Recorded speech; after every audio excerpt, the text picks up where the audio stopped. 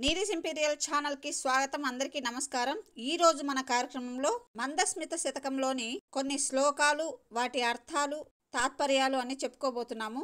మోక్షధామము కామకోటి పీఠమైన కాంచీపురంలో విహరించేటటువంటి కామాక్షి దేవిని ప్రార్థించి ఆమె అనుగ్రహం చేత తక్షణం 5 శతకాలని అలవోకగా అమ్మవారికి సమర్పించిన మూక మహాకవి రచించిన మూక పంచశతిలోని మందస్మిత శతకంలోని శ్లోకాలు చెప్పుకుంటున్నాము. ఇప్పటి వరకు 8 శ్లోకాలకి అర్థాలు, పదాలకి అంతరార్థాలు, తాత్పర్యాలు కూడా చెప్పుకున్నాము. ఈ రోజు 9వ శ్లోకం నుంచి చెప్పుకోబోతున్నాము. అందరూ శ్రద్ధగా విని తన కరుణా కటాక్షాలతో భూమండలాన్ని పాలిస్తున్న కామాక్షిదేవి కరుణకు పాత్రులు కావాలని కోరుతున్నా.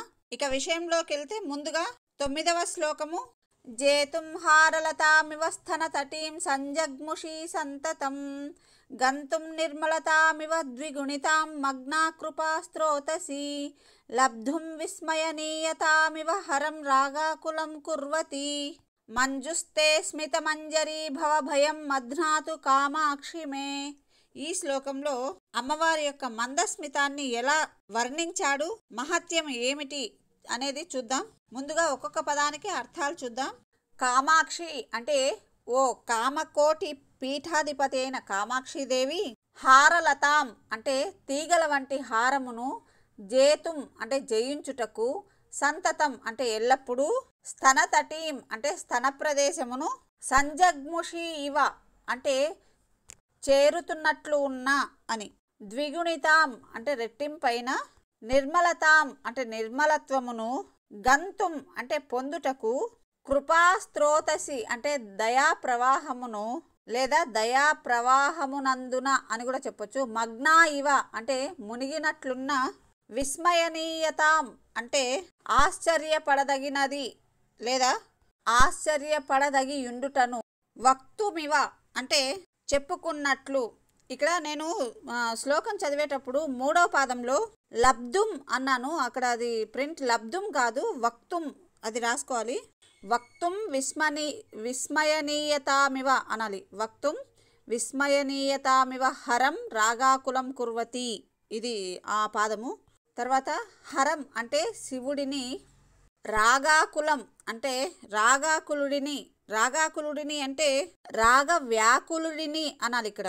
అంటే ఎందుకంటున్నారంటే ఈ విధంగా శివుడు రాగద్వేషాలకు అతీతుడు, మన్మథ మోహాలని దరిచేరనీయుడు. అంటే ఈ మన్మథ వికారాలు గాని రాగద్వేషాలు గాని మొదలైన వ్యాకులాలు లేనటువంటి శివుడిని అని చెప్పాలి. కుర్వతి అంటే చేయుచున్న, మంజుహు అంటే మనోహరమైన, తే అంటే నీ యొక్క, స్మితమంజరి అంటే చిరునవ్వుల గుత్తి, మే అంటే నా యొక్క, భవభయం అంటే సంసార భయమును, మధ్నాతు అంటే వధించి వేస్తుంది అని, అంటే నశింపజేయును అని అర్థం అన్నమాట. ఈ శ్లోకం మరొకసారి చెప్తాను, ఎందుకంటే తప్పులు చెప్పకూడదు కాబట్టి ఒక్కసారి మళ్ళీ శ్లోకాన్ని చెప్తాను. జేతుం హారలతామివ స్థన తటీం సంజుగ్ముషీ సంతతం గంతుం నిర్మలతామివ ద్విగుణితాం మగ్నా కృపా స్తోతసి వక్తుం విస్మయనీయతామివ హరం రాగాకులం కుర్వతి మంజుస్తే స్మితమంజరీ భవభయం మధ్నాతు కామాక్షి మే. ఇది ఏమైనా ముందు పొరపాటుగా చెప్పింటే సరి చేసుకోండి, అండ్ పొరపాట్లకి క్షమించాలి. ఇప్పుడు మనము తాత్పర్యం చూద్దాం. ఈ స్తోత్రంలోని తాత్పర్యాన్ని ఒక వాక్యంలో చెప్పాలి అంటే, అమ్మవారి యొక్క స్థన ప్రదేశమున ఉన్న హారములను, హారలతలను అంటే అమ్మవారు ఇంద్రనీల మణులతో కూడిన హారాలు అన్ని ధరించి ఉంటుంది కదా, అవి చాలా కాంతిని ప్రకటిస్తూ ఉంటాయి. అటువంటి హారాల కాంతిని జయిస్తోందట అమ్మవారి చిరునవ్వు. అటువంటి చిరునవ్వు అమ్మవారి యొక్క దయా ప్రవాహంలో మునిగి తేలడం వల్ల రెట్టింపైన నిర్మలత్వాన్ని కలిగి ఉందట. అటువంటి నిర్మలమైన చిరునవ్వు ఎటువంటి రాగాలు దరిచేరని శివుడిని కూడా రాగాకులని చేయుచున్నట్లున్నది అని చెప్తూ, అటువంటి నీ చిరునవ్వుల గుత్తి అమ్మా నా సంసార భయమును తొలగించుగాక తల్లి అని కోరుతున్నారనమాట. తర్వాతి శ్లోకం 10వది. ఇప్పుడు చెప్పబోయే ఈ శ్లోకము కటాక్ష శతకంలో కూడా ఇలాంటి అర్థమే వచ్చే విధంగా ఉంది. ఆ శ్లోకము ఏముందంటే అందులో, అమ్మా నీ కటాక్షము ఎటువంటిది అని చెప్తూ ఒక 3 విశేషాలతో చెప్పారు. అదేంటంటే అమ్మ నీ కటాక్షము ఎంత కాంతివంతమైనదంటే చంద్రుడి కిరణాలు కూడా నీ కటాక్ష కాంతి ముందు చాలా తక్కువైనవి అన్నట్టుగా చెప్పారు. అలాగే తన కళ్ళలో సూర్యుడిని అగ్నిని కలిగి ఉన్న పశుపతి అయిన శివుడికి చల్లని గాలినిచ్చేటటువంటిది అని చెప్పారు. అలాగే ఇంకా ఏం చెప్పారంటే ఎంతటి అధమాధములైనా నిన్ను నమస్కరించిన వారికి నిత్యోత్సవాలు సౌభాగ్యాలు లభిస్తాయి తల్లి, అటువంటిది నీ కటాక్షం అని చెప్పినారు. మరి ఇక్కడ ఏం చెప్పారో ఒకసారి చూద్దాం. కొన్ని పదాలకి అర్థాలు కూడా తెలుసుకుందాం. ముందుగా శ్లోకం ఏంటంటే శ్వేతాపి ప్రకటం నిశాకర రుచాం మాలిన్యమాతన్వతి సీతాపి స్మర పావకం పశుపతే సంధుక్షయంతి సదా స్వాభావ్యాదధరాశ్రితాపి నమతాముచ్ఛైర్దిశంతి గతిం కామాక్షి స్ఫుటమంతరా స్ఫురతు నస్త్వన్మందహాస ప్రభా. ఇందులో ఒక్కొక్క పదమే చూస్తే కామాక్షి అంటే ఓ కామాక్షిదేవి, త్వన్మందహాస ప్రభా అంటే నీ చిరునవ్వుల కాంతి, శ్వేతాపి అంటే తెల్లనిదైనను, ప్రకటం అంటే స్పష్టముగా, నిశాకర రుచాం నిశాకరుడు అంటే చంద్రుడు, చంద్రుడి కాంతులకు, రుచి అంటే కాంతి అన్నమాట. ఇక్కడ మనము ఏదైనా తింటున్నప్పుడు కూడా ఈ రుచి అంటుంటాం కదా, రుచి అంటే కాంతి, శోభ, ఇన్ని అర్థాలు ఉన్నాయన్నమాట. అంటే మనం ఏదైనా తింటున్నప్పుడు దానికి ఉండవలసిన అసలైన శోభ లేనప్పుడు అప్పుడు దాన్ని శోభనే రుచి అంటారనమాట. రుచిగా లేదు అంటే ఆస్వాదించడానికి అనుకూలంగా లేదు అని. సరే ఇక్కడ ఏంటి నిశాకర రుచాం అంటే చంద్రుని కాంతులకు, కాంతులు లేకపోతే చంద్రునికి విలువ ఉండదు కదా. మాలిన్యం అంటే మాలిన్యమును, ఆతన్వతి అంటే కలిగించుచున్నవై, సీతాపి అంటే చల్లనిదైనను, పశుపతే అంటే శివునకు, స్మర పావకం అంటే మన్మథాగ్నిని, సదా అంటే ఎల్లప్పుడూ, సంధుక్షయంతి అంటే రగులు కొలుపుచున్నదై, స్వాభావాత్ అంటే స్వాభావికముగా లేదా సహజముగా, అధరాశ్రితాపి అంటే పెదవిని, కింది పెదవిని ఆశ్రయించినదైనను అంటారు. ఇక్కడ కింది పెదవిని అంటే దీంట్లో ఒక అంతరార్థం ఉంది. అదేంటంటే అధరము అంటే మరో అర్థం ఉందట, నీచులు అనే అర్థం కూడా ఉందట. మామూలుగా అధరము అంటే పెదవి అని అర్థం ఉంది, కానీ ఇక్కడ అంతరార్థం ఏంటంటే నీచులు. ఇక్కడ అధరాశ్రితులు అంటే ఎవరైతే నీచులు ఉంటారో వాళ్ళు నీచులైనప్పటికీ నిన్ను ఆశ్రయించితే, నిన్ను నమస్కరిస్తే అని అర్థం అన్నమాట. పెదవిని అనే అర్థం తీసుకోకూడదు ఇక్కడ. నమతాం అంటే నమస్కరించు వారికి, ఉచ్చైహి అంటే ఉన్నతమైన, గతిం అంటే గతిని, దిశంతి అంటే ఇచ్చుచున్నదై, స్ఫుటం అంటే స్పష్టముగా, నహ అంటే మా యొక్క, అంతః అంటే లోపల, ఆస్ఫురతు అంటే సంపూర్ణముగా స్ఫురించుగాక అని. ఇక్కడ అమ్మవారి యొక్క మందహాసము, చిరునవ్వు ఎవరెవరిని ఎలా ప్రభావితులను చేస్తుందో చూద్దాం. తాత్పర్యం ఎలా ఉందంటే అమ్మా నీ మందహాస ప్రభ తెల్లనిదయ్యు చంద్రకాంతులకు మాలిన్యమును ఆపాదించుచున్నది.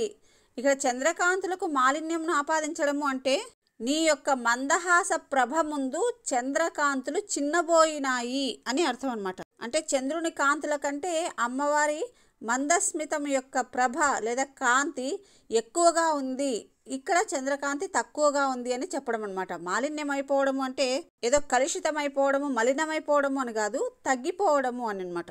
అమ్మవారి చిరునవ్వుల కాంతి ముందు, ఆ తెల్లదనము ముందు చంద్రకాంతి అనేది అంతగా శోభనివ్వడం లేదనమాట. తర్వాత చల్లనిదయ్యు శివునితో మన్మథాగ్నిని రగులు గొల్పుచున్నది. శివుడిలో అనాలి. మామూలుగా ఏవైనా చల్లనివి వేడి వాటికి తగిలితే వేడి తగ్గిపోవాలి, కానీ అమ్మవారి మందస్మితము శీతలత్వాన్ని కలిగి ఉన్న శివుడిలో మన్మథాగ్నిని ఇంకా రగులు గొల్పుతోందట. కింది పెదవిని ఆశ్రయించినదయ్యు అంటే ఇక్కడ కింది పెదవి అనే పదం ఎందుకు వచ్చింది అంటే మనం నవ్వడము అంటే నవ్వేటప్పుడు 2 పెదవులు విచ్చుకోవాలి, పై పెదవి కింది పెదవి 2 విచ్చుకోవాలి. పై పెదవి అంటే ఉన్నతమైనవి లేదా సంస్కారం కలిగినవి అని, అంటే ఇక్కడ అంతరార్థం అనమాట. కింది పెదవి అంటే నీచులు అని అర్థం అనమాట. అంటే అమ్మవారిని ఎవరైనా నమస్కరించవచ్చు, సంస్కారులు నమస్కరించవచ్చు, సంస్కారహీనులు కూడా నమస్కరించవచ్చు. అటువంటి అధములు సంస్కారహీనులు అయినప్పటికీ కూడా వారు అమ్మవారిని నమస్కరిస్తే చాలు, వారికి పైలోకములకు పోవు మార్గమును చూపుతున్నది, అంటే ఉత్తమ గతులను చూపుతున్నది. అట్టి నీ మందహాస ప్రభ మాలో స్ఫురించుగాక. అమ్మ, ఒకసారి నీ చిరునవ్వులు మా మనసులలో ఒకసారి స్ఫురించుగాక అని చెప్తున్నారు. మనం కూడా ఒక్కోసారి అమ్మవారి యొక్క మందస్మితముతో కూడిన వదనాన్ని స్మరించుకుందాం. తర్వాతి శ్లోకంలోకి వెళ్తే, వక్త్రశ్రీ సరసీ జలే తరలిత భ్రూవల్లి కల్లోలితే కాళింనా దధతి కటాక్ష జనుషా మాధువ్రతిం వ్యాపృతిం నిర్నిద్రామల పుండరీక కుహనా పాండిత్యమాభిభ్రతి కామాక్ష్యాః స్మిత చాతురీ మమ మనః కాతర్యమున్మూలయేత్. ఇందులో అమ్మవారిని కొన్ని అంటే అమ్మవారి మందస్మితాన్ని కొన్నింటితో వర్ణిస్తూ ఒక ప్రార్థన చేస్తున్నాడు. ఏంటో చూద్దాం. ముందుగా పదాలకు అర్థాలు చూద్దాం. తరలిత భ్రూవల్లి కల్లోలితే అంటే ఇక్కడ తరలిత అంటే కదులుతున్న లేదా చాంచల్యము కల, భ్రూవల్లి అంటే కనుబొమ్మల ముడులు అనమాట, అంటే భ్రుకుటి అంటారు కదా అది. కల్లోలితే అంటే సుడులు తిరిగి ఏముంటుంది, నీటిని కలిగి ఉన్న సముద్రము కానీ లేదా ఒక జల రాసి ఉన్నటువంటి ఒక సరస్సు కానీ వాటిలో నీళ్లు సుడులు తిరుగుతూ ఉంటాయి. ఆ విధంగా తరలిత భ్రూవల్లి కల్లోలితే అంటే కదులుతున్నటువంటి కనుబొమ్మల ముడి సుడులు తిరిగిన అని. అంటే ఇక్కడ ఇంకా మనం చెప్పుకుంటే పూర్తిగా అర్థమవుతుంది ఇది. వక్త్రశ్రీ సరసీ జలే అంటే ఇక్కడ వక్త్రము అంటే ముఖము తెలుసు కదా, శ్రీ అంటే వక్త్రశ్రీ అంటే ముఖము అనేటటువంటి ఆ ముఖ శోభ ఎనడి అనాలి. సరసీ జలే అంటే సరస్సు యొక్క జలమున. ఇక్కడ దీనికి పూర్తిగా అర్థం ఏంటంటే ముఖాన్ని ఒక సరస్సులోని జలముతో పోలుస్తున్నారనమాట. కటాక్ష జనుషా అంటే కడగంట జనించిన, కాళింనా అంటే నలుపు చేత, మాధువ్రతీం అంటే తుమ్మెదలకు సంబంధించిన, ఇక్కడ మధువతి అంటే తుమ్మెదలు కదా, ఆ మాధువ్రతీం అంటే తుమ్మెదలకు సంబంధించిన, వ్యాపృతిం అంటే వ్యాపారమును, దధతి అంటే ధరించు, నిర్నిద్ర అంటే నిద్రను ఏమంటారు నటిస్తున్నా అంటే నిద్రపోతున్నట్టు నటిస్తున్నా అనుకోవాలి. నిద్రపోతున్న వారు ఎలా నటిస్తారంటే వాళ్ళకు అన్నీ తెలుస్తున్నప్పటికీ కూడా తెలియనట్టుగా ఉంటారు కదా. ఇక్కడ ఆ విధంగా ఎందుకు చెప్తున్నారో తర్వాత చూద్దాం. ఇంకా నిర్నిద్రామల పుండరీక కుహన అంటే ఇక్కడ పుండరీకము అంటే తెల్లని కమలం అన్నమాట. బాగా చక్కగా వికసించిన స్వచ్ఛమైన తెల్లని కమలము యొక్క కుహన అంటే కపట పాండిత్యమును, కుహన పాండిత్యము అంటే కపట పాండిత్యమును, ఆభిభ్రతి అంటే ధరించు, కామాక్ష్యాహ అంటే కామాక్షిదేవి యొక్క స్మిత చాతురి అంటే చిరునవ్వు యొక్క నైపుణ్యము, మమ అంటే నా యొక్క, మనః కాతర్యం అంటే మనస్సులోని పిరికితనమును, ఉన్మూలయేత్ అంటే పెరికివేయునుగాక అని. ఇక్కడ అమ్మవారి యొక్క ముఖమును ఒక సరస్సుతో పోల్చినారు అన్నాం కదా, అంటే సరస్సులోని జలముతో. సరస్సులో ఏమేమి ఉంటాయి? జలం ఉంటాయి, తరంగములు ఉంటాయి, కమలములు ఉంటాయి, ఆ కమలాల మీద వాలే తుమ్మదలు ఉంటాయి. మరి అమ్మవారి ముఖము అనే సరస్సులో ఏది జలము, ఏది తరంగాలు, ఏది కమలము అనేది ఒకసారి చెప్పుకుంటే, అమ్మవారి ముఖము యొక్క శోభ సరస్సులోని జలము వంటిది.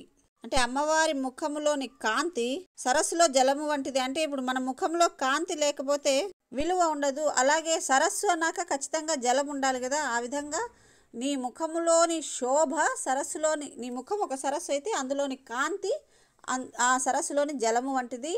ఆ కనుబొమ్మలు ఆ సరస్సులోని తరంగముల వంటివి. సరస్సులో మరి కమలములు ఉంటాయి కదా, అమ్మవారి చిరునవ్వులు తెల్లని కమలముల వల్లే ఉన్నవట. మరి ఆ కమలముల మీద వాలుతున్న తుమ్మెదలు ఏంటివి అంటే అమ్మవారి యొక్క చూపులు, అంటే అమ్మవారి కటాక్షము తుమ్మెదల వలె ఉన్నాయట. ఈ తుమ్మెదలతో ఎందుకు పోలుస్తున్నారు అంటే తుమ్మెదలు నల్లగా ఉంటాయి. అమ్మవారి కటాక్షం కూడా, అమ్మవారి కళ్ళకు కాలాంజనం ఉండడం వల్ల కటాక్షం కూడా నల్లగా ఉంటుందని చెప్పుకుంటుంటాం కదా. ఆ విధంగా అమ్మవారి చిరునవ్వులు అనే కమలములు మీద వాలుతున్న తుమ్మెదల వలె అమ్మవారి కటాక్షం ఉందట. అటువంటి నీ చిరునవ్వు యొక్క నైపుణ్యము నా మనస్సులోని పిరికితనమును పెరికివేయు కాక అంటున్నారు. చిరునవ్వు యొక్క నైపుణ్యము అంటే మనం ఏదైనా ఒక బలమైన వస్తువును కానీ లేదా ఒక చెట్టును, ఒక బలమైన బాగా వేళ్ళూనికి పోయిన ఒక చెట్టుని తొలగించాలి అంటే దాన్ని తొలగించేందుకు మనకు కొన్ని ఉపకరణాలు కావాల్సి ఉంటుంది, వస్తువులు కావాల్సి ఉంటుంది. ఉపకరణాలు ఉంటేనే బలమైన వాటిని సులభంగా తీయగలం. ఆ విధంగా మన మనసులో అంటే మనుషుల యొక్క మనసులో పిరికితనము లేదా అరిషడ్ వర్గాలు మొదలైనవి చాలా బలంగా ఉంటాయన్నమాట. అంత సులభంగా తొలగించలేం. మరి వాటిని తొలగించాలి అంటే ఆ అమ్మవారి చిరునవ్వు అనేటటువంటి ఒక ఆయుధము లేదంటే ఒక ఉపకరణము ఉపయోగించి నా మనసులోని ఈ అరిషడ్ వర్గాలు లేదా పిరికితనమును పెకలించి వేయుము తల్లి అని ప్రార్థిస్తున్నారు. ఇవి మనం ఈరోజు చెప్పుకున్న అమ్మవారి మందస్మిత శతకంలోని కొన్ని శ్లోకాలు. మిగిలిన శ్లోకాలని తర్వాత వీడియోలో చెప్పుకుందాం. ఈ శ్లోకాలు వింటున్న వారందరికీ కూడా అమ్మవారి యొక్క కటాక్షము అలాగే అమ్మవారి చిరునవ్వుల యొక్క శీతల పవనాలు మీ మీద వీచాలని కోరుతూ thank you. Have a nice day.